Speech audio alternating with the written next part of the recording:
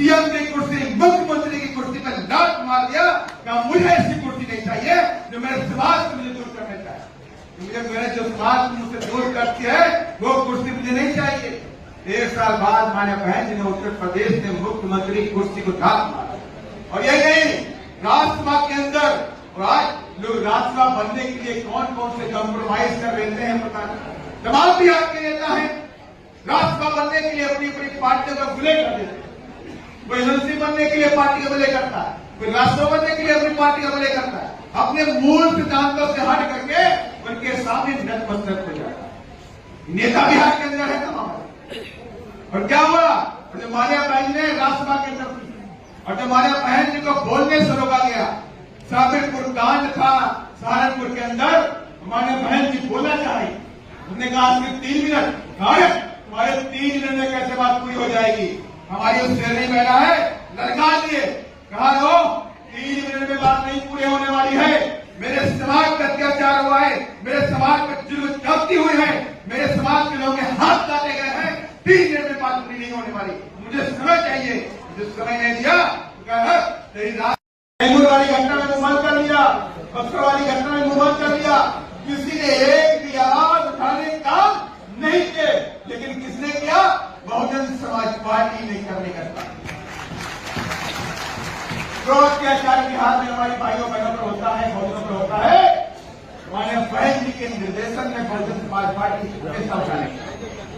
इसलिए मैं आपसे कहना चाहता हूं कि फर्क है, आपको फर्क को समझना पड़ेगा। और ये नहीं, तमाम लोग इसको भी, अभी आपने देखा कि अमित शाह ने क्या बोला, मेरे भाई ने बोला, बहुत हम समझ तो नहीं पाए, भोजपुरी बात नहीं है भाई, तो बहुत बढ़िया भी बोला, हमें नहीं पता क्या, लेकिन बोला बहुत बढ़िया, अच्छा लगा, उसका भाव भी कैसा लगा कि हमारे समाज यदि उससे पैदा हो गए हैं जो अमित शाह जी आज टक्कर दे सकते हो गया, नहीं हो गए, शेर पैदा हो चुके हमारे समाज में। और अमित शाह जी मैं फिर कहता हूं, मैंने पार्लियामेंट में बोला था कि बाबा साहब डॉक्टर अम्बेडकर भगवान जैसे नहीं है, वो हमारे भगवान ही है। और उनके मान सम्मान में हमारे लाखों युवा कुर्बान हो जाएंगे, लेकिन बाबा साहब के मान सम्मान में कोई आज नहीं आएगा। बात मैं वहां उनके सामने बोलूंगा। इसलिए मैं आप सबसे कहना चाहता हूं, अभी आपने देखा करेगा जहां के लोग तरक्की करेंगे, आवाम तरक्की करेगा। और नौकरियों का महाकुंभ होना चाहिए, महाकुंभ हो तो नौकरियों का होना चाहिए। इस महाकुंभ में इतने लाख बच्चों को प्रदेश की नौकरी दी गई, लेकिन ये काम नहीं होते हैं, आपको पहचानने का काम होता है। इसलिए मैं चाहता हूं आप सभी लोग बाबा साहब को ध्यान में रख करके, संत रविदास, त्रिमोही रविदास जी को ध्यान में रख करके, मान्य कांतिराम साहब के संघर्ष त्याग बलिदान को ध्यान में रखते हुए, आदरणीय बहन जी के त्याग बलिदान संघर्ष को ध्यान में रखते हुए, आने वाली 2025 में नीला झंडा हाथी निशान हाथ में थान लेना और जा करके जय भीम के उद्घोष में हाथी का बटन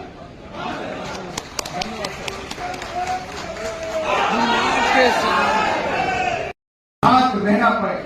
बड़ी चालाकी से बहुजन समाज पार्टी को कमजोर करने के लिए आरएसएस और बीजेपी और कांग्रेस के लोगों ने बहुजन समाज की विभिन्न जातियों के अंदर अलग अलग जाति पार्टी पैदा कर।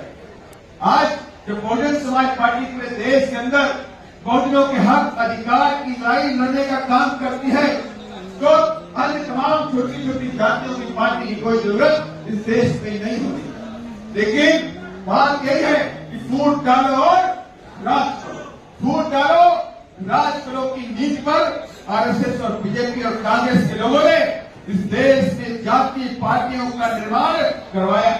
कोई आज सहानी की पार्टी बनाए घूम रहा है, तो कोई राजभर की पार्टी बनाए घूम रहा है, कोई पासवान की पार्टी बनाए घूम रहा है, कोई मांझी की पार्टी बनाए घूम रहा है, कोई यादव की पार्टी बनाए घूम रहा है, कोई कुर्मी की पार्टी बनाए घूम रहा है।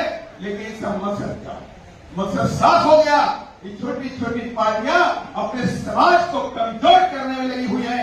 अगर ये पार्टियां, आप सभी लोग ध्यान लें कि हमारे हकों की लड़ाई पूरे देश के अंदर कश्मीर से लेकर कन्याकुमारी, आसाम से लेकर गुजरात तक, कच्छ तक बहुजन समाज पार्टी लड़ने का काम करती है। तो हमारा एक एक वोट अपनी पार्टी बहुजन समाज पार्टी को जाएगा। उसी दिन जो कांग्रेस और बीजेपी के लोगों ने, तमाम अन्य पार्टी के लोगों ने जो अपने एजेंटों की पार्टियां खोल रखी है, उनकी दुकानें हमेशा के लिए बंद हो जाए। और उसी दिन उन लोगों की छाती पर हाथी पर बटन दबा कर रहेंगे। नीला कफन बांध के निकले हैं और ये नीला कफन इस बार 2025 की मंजिल तक ला करके रहेगा। और मैं आपसे कहना चाहता हूं, बीएसपी में जो प्रत्याशी बनाया जाए, अभी तो कोई प्रत्याशी नहीं बनाया, अभी कोई प्रत्याशी नहीं बनाएगा। जिनको भी मारिया बहन जी अपने आशीर्वाद देगी तो उसको आपको तन मन और बोलिए धन से भी आपको उनकी हेल्प करनी पड़ेगी। क्योंकि बीएसपी का कार्यकर्ता होगा, वो बीएसपी के गरीब लोग चुनाव लड़ते हैं और इस बहुजन मिशन की बात को लेकर के आपके बीच में जाने का काम करेगा। कौन कानून बनाएगा इसके लिए? कैसे चलेगा ये भारत? संविधान कैसे बनाया जाएगा? कांग्रेस के लोगों ने, तमाम लोगों ने, आप फोन करते हैं, कैलिफोर्निया फोन करते हैं, तमाम अलग अलग देशों के विश्वविद्यालयों में वहां फोन करते हैं और उससे पूछते हैं कि आपके यहाँ पे कोई ऐसा व्यक्ति है जो हमारे देश का संविधान लिख सकते? तो आप फोन और कैलिफोर्निया के लोग बोलते हैं, अरे सूरज तो तुम्हारे देश में रहता है और बिहार हमारे कहा, सूरज तो तुम्हारे देश में है और बिहार मेरे यहाँ बोल रहे हो, तो पूछा कौन है सूरज?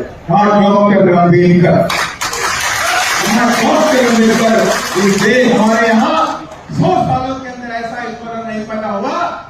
तो उनकी काबिलियत के दम पर, उनकी शिक्षा के दम पर कांग्रेस ने देने का काम। बाबा साहब ने भी जब संविधान लिखने का मौका मिला तो 5000 सालों की गुलामी हमारी जो थी उसको तोड़ करके देखने का काम किया, तो जंजीरों को तोड़ने का काम किया।